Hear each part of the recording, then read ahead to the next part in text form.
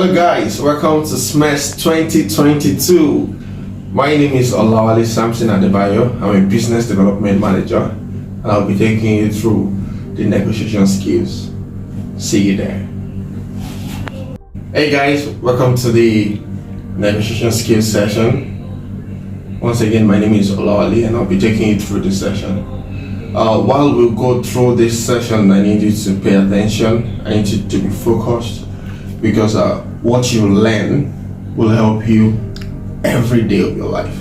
You negotiate through your way every day. You may not know it, but at the end of this lesson, you'll be able to understand how to do it better. So please take notes. If you have questions, write them down. So at the end of the session, we'll be able to attend to it. All right, let's start. Attention to every detail, because at the end of this session you would have been empowered with one of the most powerful skills you need every day of your life, which is the negotiation skill. Because every day you negotiate, you may not know, but at the end of this lesson you will know that you have been negotiating. Alright, let's move on.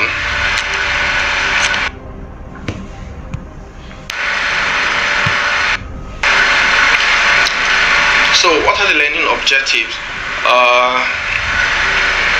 At the end of this session, you will be able to understand your personality type and their traits. You'll be able to understand the elements of a successful negotiation. You'll be able to summarize the various negotiation scenarios. You'll also be able to understand the possible outcome of the negotiation and which one is best to use.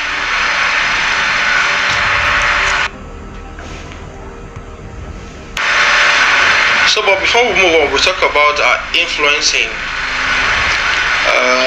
Influencing, they say, is the capacity or power of persons or things to be a compelling force on something or produce effect on the actions, behavior, opinions of others. So influencing is the power or ability or capacity of a particular person or something to be a compelling force on the actions and behavior of others. So if I am an influencer now, so I have the capacity and the power to be a compelling force on your actions, on your behavior, on your opinion. So influencing helps to shape other people's opinion, to shape their actions, to shape their behavior. So I know a lot of us know a lot of influencers, social media influencers. If I ask you all to start mentioning, you start mentioning a lot of them. You start saying Mr. Macaroni, you start mentioning Mr. Sabinos, some of you mention Star, some will say Whiskey, and a lot of people are acting the way these people act. They are walking the way they walk, they are talking the way they talk. Some will even say that, oh, my social media influencer is Justin Bieber. Start mentioning the international artists and all. So if you really look at it, you see that they produce an effect on your actions and behavior. So I'm just going to digress a little. We all remember when Zlatan started dyeing his hair into different colors. You see a lot of guys, they were doing such too. So that's an influence on its own. And then Naira Marley came and then a lot of people started calling themselves Malians. That's another influence on its own. So influence can either be good or bad. So it's now left to you to choose which path you want to follow. So power, influence, and negotiation are interrelated. So basically, for you to negotiate, you need to understand the basis of influencing, because it will help in your negotiation. So for you to influence, all it takes is a little confidence. I mean, just tiny little confidence. You really don't have to be confident to be confident. Someone is confused, like, you have to be confident to be confident. How then can you be confident? Alright, so you just have to act confident, and over time you become confident. It's a process. When you give birth to a child, the child just doesn't start running. Starts crawling, tries to stand, and then falls again, and then try again, and then starts walking in a staggering manner, and over time starts walking properly, and then starts running, and for some, flying. Never can tell, maybe you have superpowers. So same thing with influencing. You just need to act confident, and then over time you become confident. You can be confident by learning from people who are confident. So you need to choose the type of people you're learning from. You can learn from your parents, you can learn from your friends, from your teacher. There's some students that when they talk with confidence. They talk with boldness, and then you just like, oh, I really want to be able to speak this way. So you can learn from such people. It will help you develop yourself. So, but you need to have at the back of your mind that you being confident is so help others understand information, within your own space. You need to know that influencing is not just about you, but about your audience, about people around you. It's about your friends, your siblings, your parents, your colleagues, your what have you. It's about people out there, not just about you. But for you to be able to communicate properly to them, communicate your intention, because influencing is the power of someone to be a compelling force. So for it to be a compelling force, you have to really, you need to really do good, because whatever you translate to them is what they present to the world. And if we do trace it back, we know that you are the prodigy of so person. So that's why influencing is really important. So I'm going to leave you guys for about 20 seconds to check out your personality type,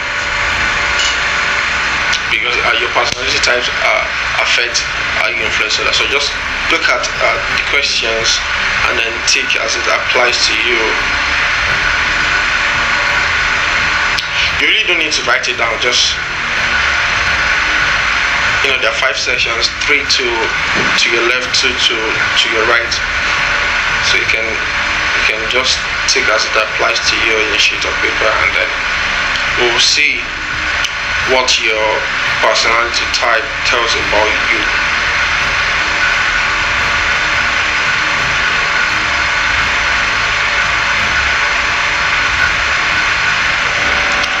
Okay, alright, let's move on.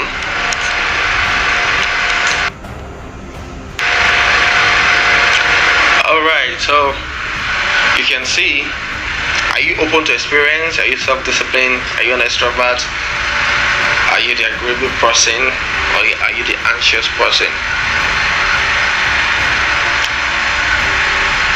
So depending on what you take, you'll be able to see which category you belong to.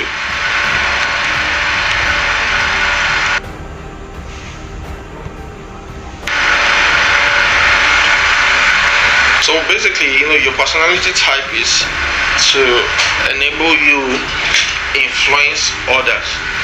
So if you're in the category of the open to experience persons, it means that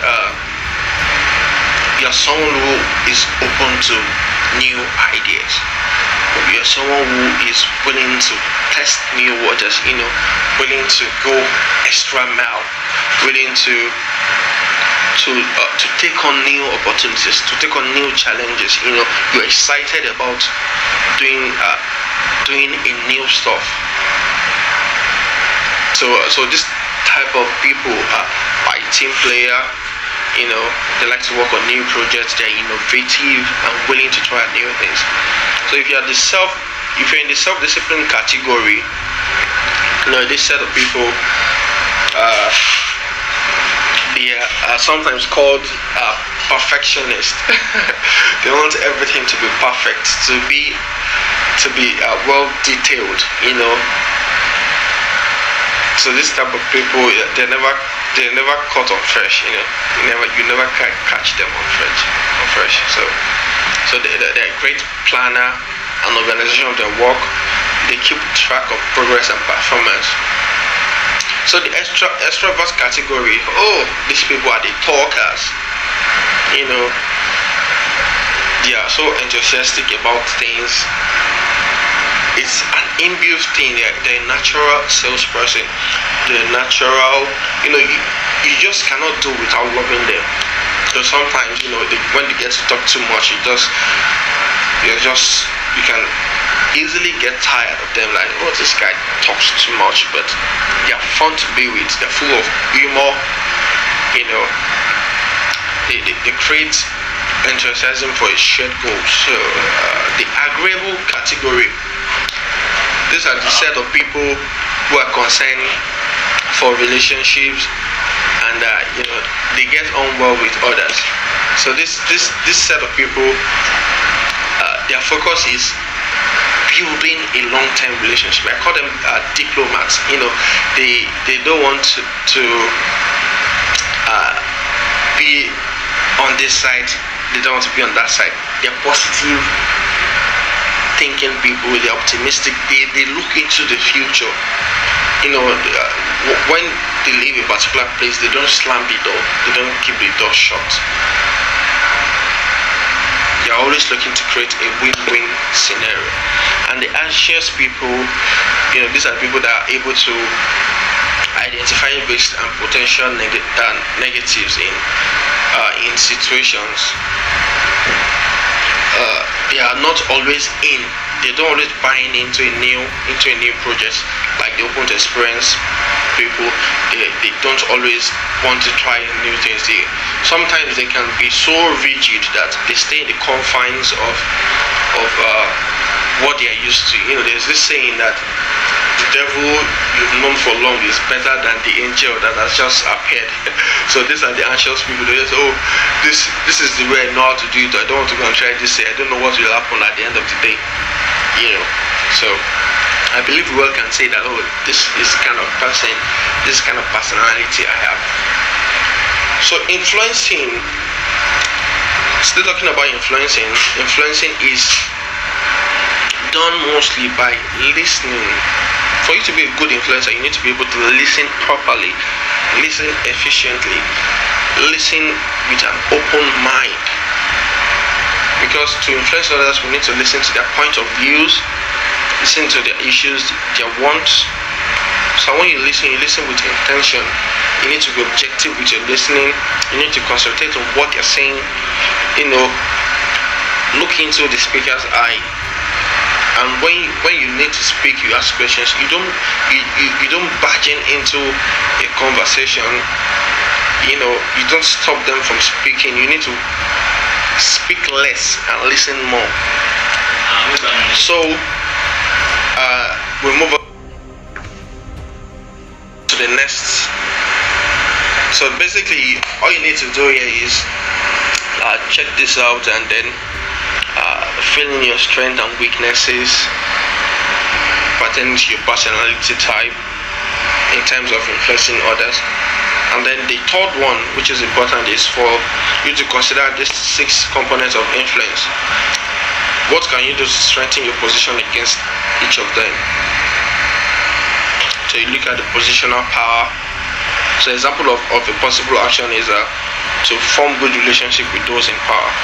If you are in a good relationship with those in power, it is easier for you to influence. It's easier for you to influence others because they know that, oh, this person is the PA to the president, this person is the PA to the governor. When you walk into a negotiation, it's easier for you to win. When you try to influence people's decision, it's easier because you're in a positional power. So you also expertise, develop your skills in specific areas. You don't just become an expert all of a sudden. It takes time. It takes experience. So you're an expert because you're experienced in doing something. You've done it over time. You've tested so many waters.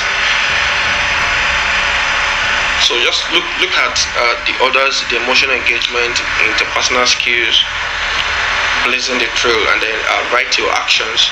So it will help you understand how to strengthen yourself in terms of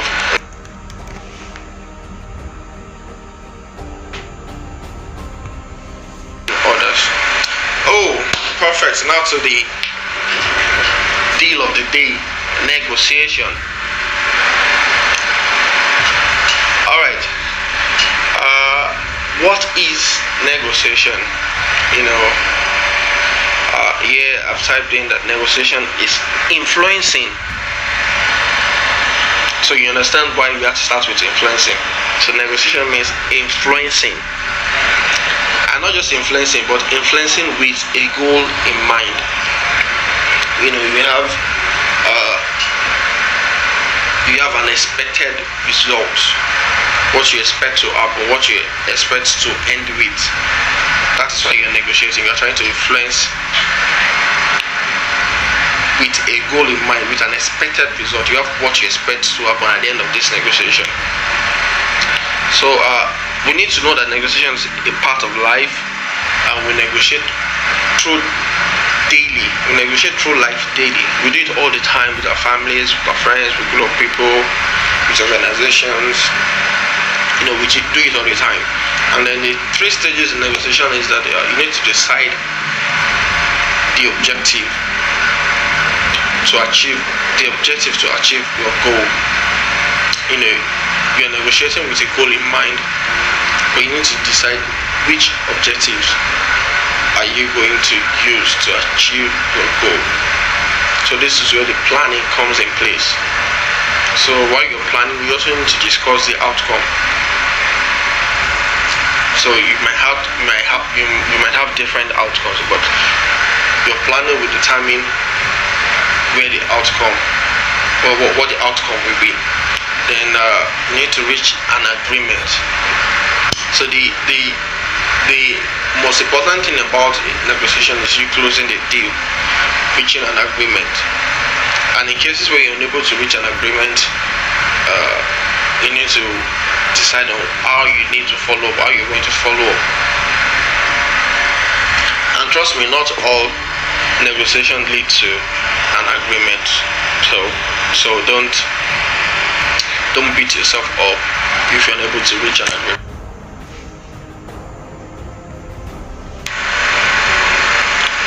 So we're going to talk about the 4 possible outcomes of a negotiation. What are the 4 possible outcomes of a negotiation? The very first one, lose. Alright, before we move on to this, I just want to quickly intimate you with this. When it comes to the negotiation process, we have the initiator and then the responder.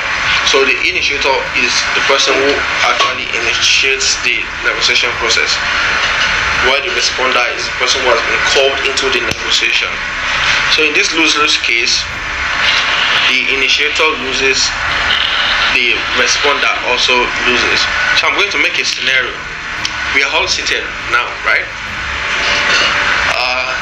So let us look at this scenario. Daniel and is anyone called Daniel? Yeah. Okay. Never mind. Daniel and say Destiny. So Daniel is male, Destiny is female. So Daniel wants to sit closer to his friends, and Destiny is in between, sitting in between. Daniel is saying, "Oh, Destiny, can we swap places?" You know, that. So this negotiation has started. Daniel is the initiator. Destiny has been called into the negotiation process. So Daniel wants to swap seats.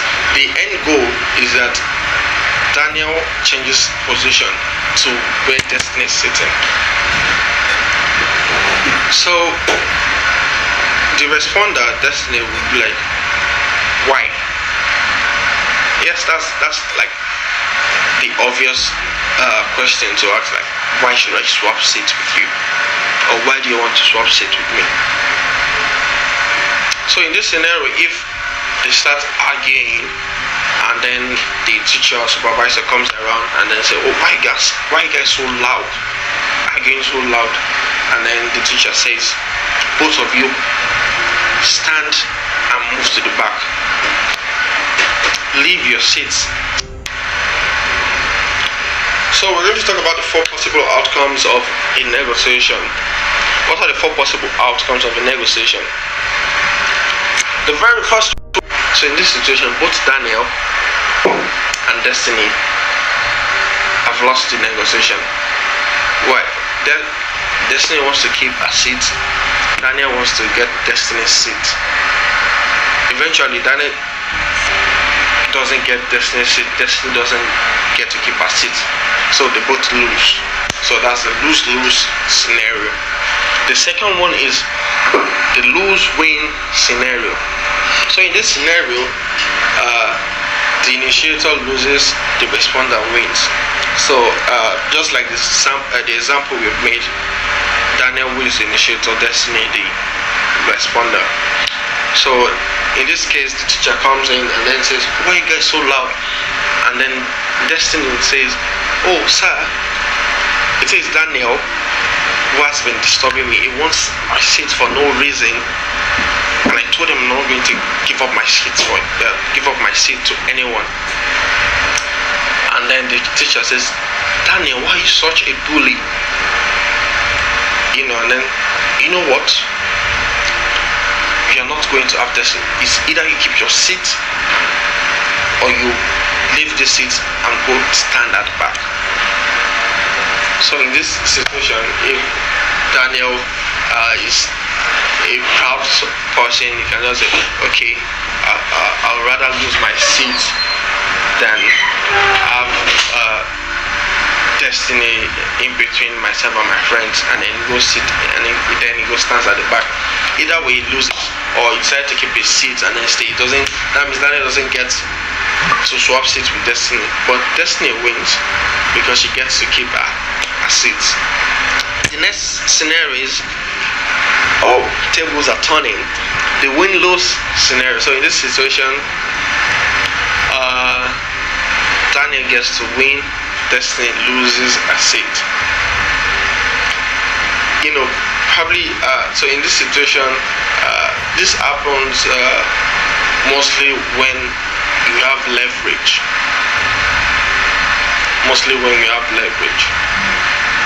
So let us look at it like Destiny says, "Oh, why do you need to get my seat?" And then Daniel says, "Would you like me to share your secret with our teacher?" Probably Destiny has a secret with Daniel. And the teacher comes around, "Why are you guys so loud?" And then Daniel is like, "Oh, Destiny wants me to share something with you." And then Destiny, not wanting the secret out, we quickly cover Daniel's mouth and say, "Oh, no, sir, we're just about swapping seats." what that means? Dana is in a position of power. So, and then, so you guys should do, the teacher says, you guys should swap seat without making noise. Come on, do that now. And then Daniel gets Destiny's seat. Destiny loses her seat. Why? Because she has no leverage. So this is a win-lose situation, and she gets nothing in return. But the good, and this, they can never have a good relationship again because the relationship is ruined. So, but the best outcome here,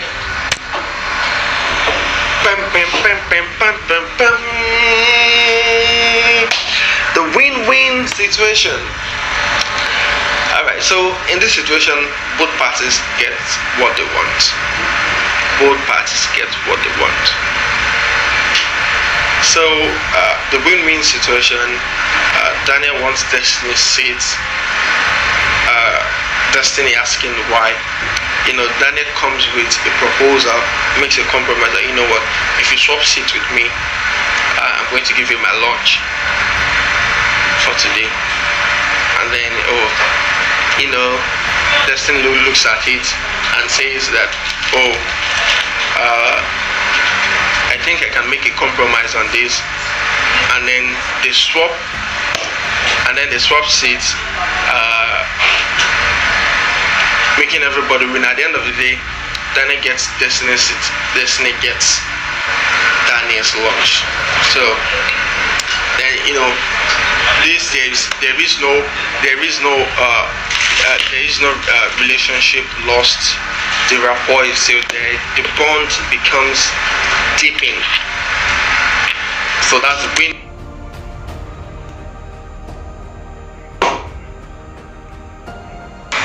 Outcome. So how do you drive success in negotiation? Talking about the win-win outcome. You just don't have one way of achieving your goal. You need to have objectives. You just don't have one way. If Destiny had refused Daniel's proposal of lunch, then Daniel should be able to come up with another thing that Destiny needs that will make her give up her seat. So this is where information comes in. So you need to take time to search thoroughly, do your thorough research, assess the needs of your counterpart, and then you plan a balance on it.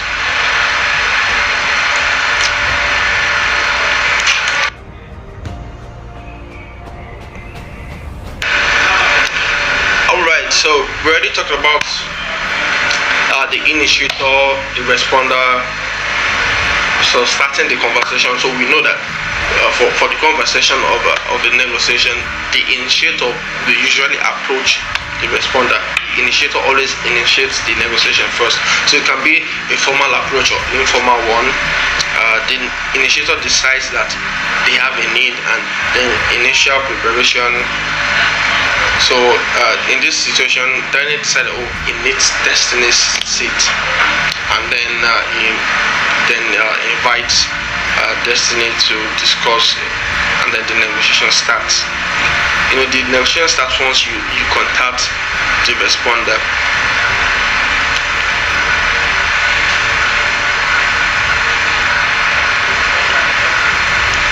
So we've talked about all of this. Trust.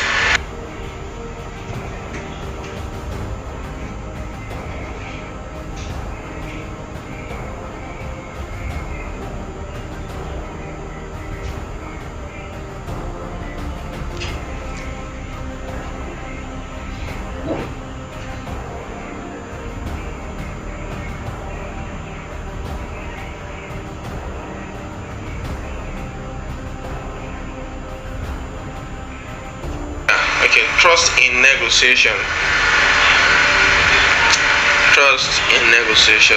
It's really important that while having a negotiation, you need to make sure your counterpart or your responder have a feeling of trust, that they have this belief that you are dependable, you are reliable.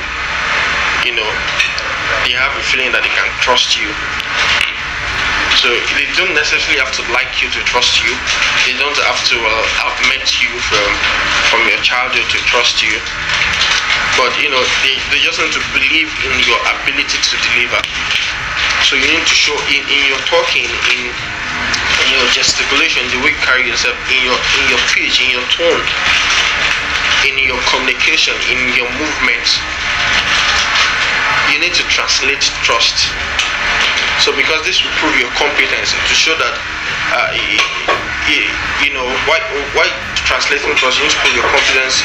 You need to communicate positive intention, sell the benefits to them. You need to listen and respond openly to concerns. Don't just be rigid, don't just be so closed. So you need to ensure your body language is congruent enough for them to believe in you. So what questions are there for you to explore when considering your counterpart's need?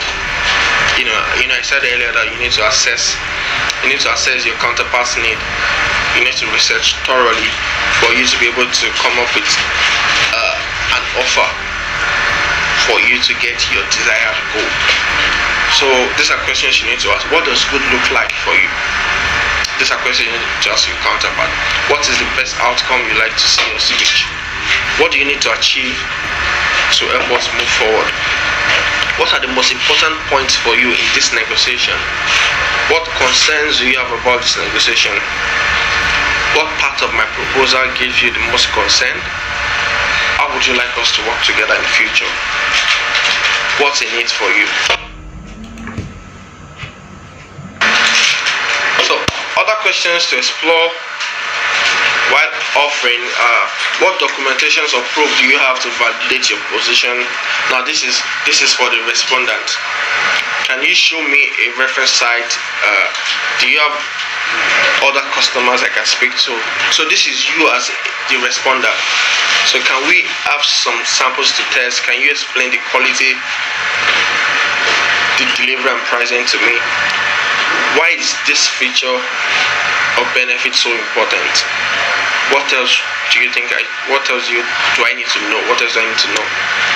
So if we are the initiator or the responder, and then during the negotiation process things get stuck, so these are questions you need to ask.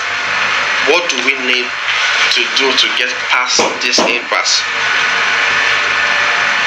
So you are not willing to yield as the initiator, your responder is not willing to shift the ground. So the question you need to ask is, what do we need to do to get past this impasse? Would you explain the reasons for your position? Your responder doesn't want to shift the ground. So you need to ask questions. I said earlier, you need to ask questions. It's in asking questions you get answers, you get ideas of what to offer again. So you need to ask, why is this a problem to you? What can I do to help you get through this issue? How can we work together to solve this problem?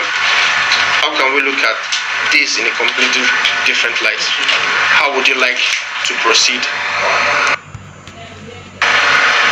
So these are questions you need to ask to move forward in an agreement. Are we agreed at this point? So once you ask all of these questions, and then your responder or the initiator tells you how they feel, so you need to ask questions. Are we agreed on this point? Is this a correct summary of your position? If we agree to this, will you agree to that? So this is you trying to make a compromise. How do you feel about this? Do you agree to the following? Can we agree on these terms? So after all these questions are asked, so then you stretch forth your hand and then ask, deal. So if you get the handshake, thumbs up, then the deal is set. If not, then you need to ask more questions. Not to worry, you most times you don't get what you want, so don't feel bad if the negotiation doesn't go your way. So if negotiations don't go your way and you're stressed, so these are things you need to do to reduce stress in negotiation. You need to acknowledge that you are worried, of course. you need to know that yourself. You need to review what you can do to feel better about things. Consider what the worst situation could have been. So work with others to balance the stress. Focus on what you can do. You need to realize that you cannot control everything. My dad, you're not God. Well, we never can tell. You may have some superpowers, but even superhumans have limits. So you need to schedule time for reflection afterwards. So I'm just quickly going to take you through individual and team negotiation. So if you are an individual, you're the sole negotiator. There are pros and cons rather. So as a sole negotiator, you know your objective, you know what you want, you know your desired goal. But for a team negotiation, there you have access to a wider range of expertise. So this person wants us to take this route, and that person wants us to take another route. It's good for a team, but if you're a sole negotiator, you can get confused sometimes. So for a sole negotiator, it can be easier to build rapport and create trust because you're like the face of the negotiation. It's just one person. They see you as the decision maker, and then the negotiation will usually be shorter and it's less costly. But for team negotiation, you have a lot of experts. People come with more possible solutions. You're not the decision maker. You have to come all together to finalize on a particular decision. And then because there are different personality types, it helps to balance the approach.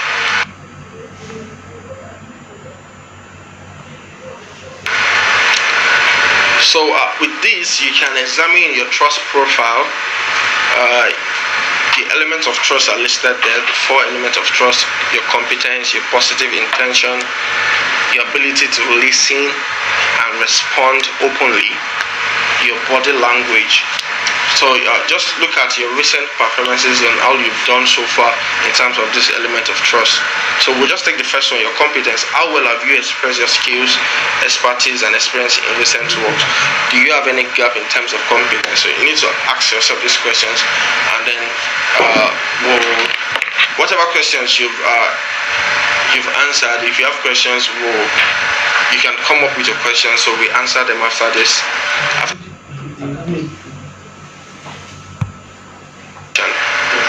So we already talked about dealing with negotiation stress. So I think we've come to...